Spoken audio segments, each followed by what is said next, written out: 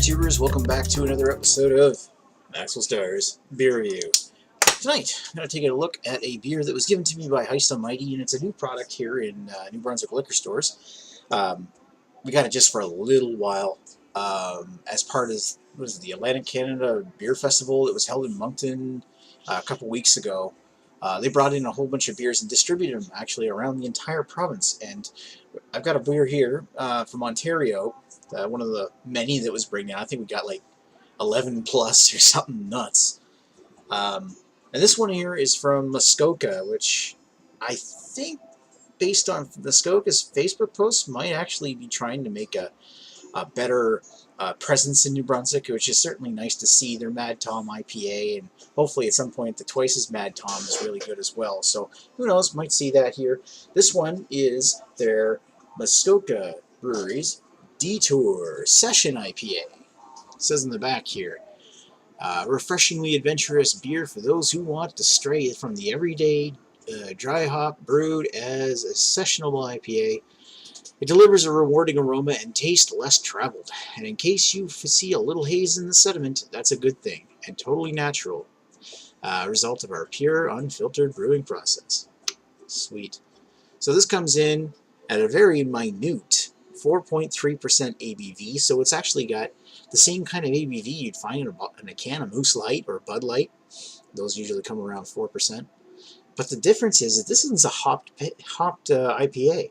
And there's actually been some discussion amongst like some of the other beer tubers whether is Session IPA real style or is it just like a mishmash. I mean, really the way I look at it is maybe it comes in somewhere between like an American Pale Ale and a regular IPA. I mean, usually your IPAs will start at like a 6.5% ABV, work up there. Some of them bend the rules and go down to 6 or 5.5 or and they're hopped as well. I didn't read exactly how many IBUs this one is. If this one is well, I mean, I'm not exactly sure what to say about the style. I mean, at first I was saying that, you know, maybe it's just a rename of American Pale Ale, but at the same time, 4.3% ABV is really low. So the intention of something like this is to be a hoppy beer to appeal to the craft beer drinker crowd, but also be light and easy drinking so that you can drink it on a summer's day. Now, as far as sessionable IPAs go, I've actually had a chance to have a session IPA before, and that was the Lagunitas Fractional IPA. You can check my channel for the review. But, you know, who knows? This is a Canadian version, so let's crack this one open and try 3 minutes into the video. I imagine people are waiting to see what this beer looks like. Yes. A little drop of water over my glass. Give this a pour to my Cameron's Tulip that I got from the Albino Rhino. That's interesting looking. Very little head, and what's there is, you know, minute, tiny bubbles. It's definitely unfiltered where it's got lots of crud floating around inside the glass. As far as IPA appearance goes, that's really light.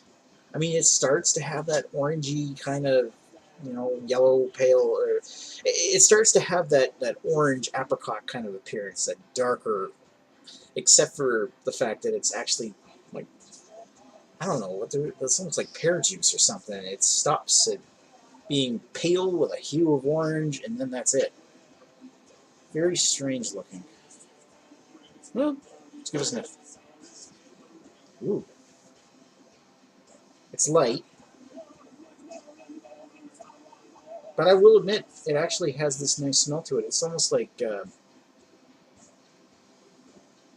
citrus. It's like an orange, well, maybe not so much orange. It definitely has that grapefruit kind of smell. It's like pink grapefruit, maybe a touch floral, and maybe some other tropical fruit like papaya or something. It's light. It actually has that light, clean smell.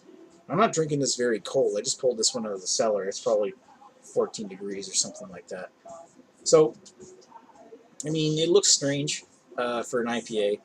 It smells good, though. So let's put this down the hatch.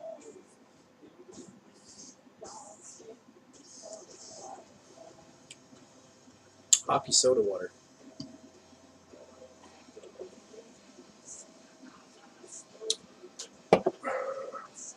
It's very light, effervescent from all the carbonation. It's the lightness. There's hardly any malt to back up the hardly amount of hops there is. It's almost like hoppy light ale. If that makes sense. It's almost not even hoppy enough to say it's an American Pale Ale. I mean, usually when I think about an American Pale Ale, I think of something that's going to be around 40 IBUs. Even like baseline IPA, I'd say 60, 50, 60. This one here, I wouldn't even say it even breaks 30. It's just really light.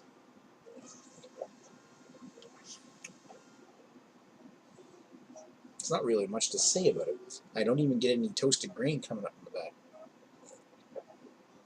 I mean, there's a touch of citrus and something a little tangy, maybe like seawater kind of. Maybe not like. It almost makes me think salty or briny, but not. It skews in that direction, but it's not salt. Or it could be salt. It doesn't strike me as a salty beer. I'm just saying it's got that tartness in the back that kind of skews in that direction. Honestly, you know, if I had drank this a lot colder, and if I were drinking a ton of these, this would actually probably make a decent summer beer. But is it what I would? It's almost like, to me, bending the rules a bit. It's more like a blonde ale or something when it comes to actually the amount of hops that it's got in it. It's just, it's just that ambiguous term that's become Session IPA these days. Do I like it? It's okay. I don't think it's fantastic. It's definitely no Mad Tom. Given how much this goes for a 6-pack now, I'm glad that Jesse gave me one, because I couldn't see myself forking out $17 to try this. Yes, you heard me right. It cost $17 to buy a 6-pack of this here.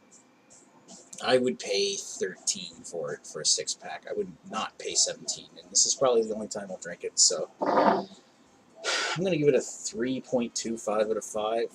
Overall, it's not as great as the hype was leading up to it.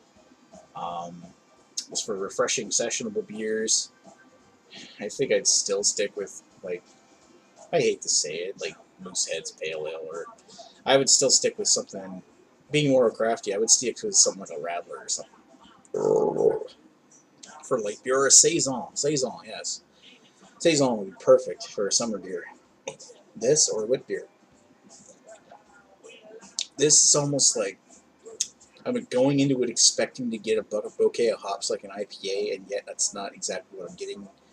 I'm getting like flat watered down IPA. Anyway, that's what I thought of Muskoka's Detour. Mad Tom is excellent. That one might be worth picking up for $17, but not this one. Thanks for watching. Maxwell Starr's Beer Reviews. We'll talk to you folks later. Cheers.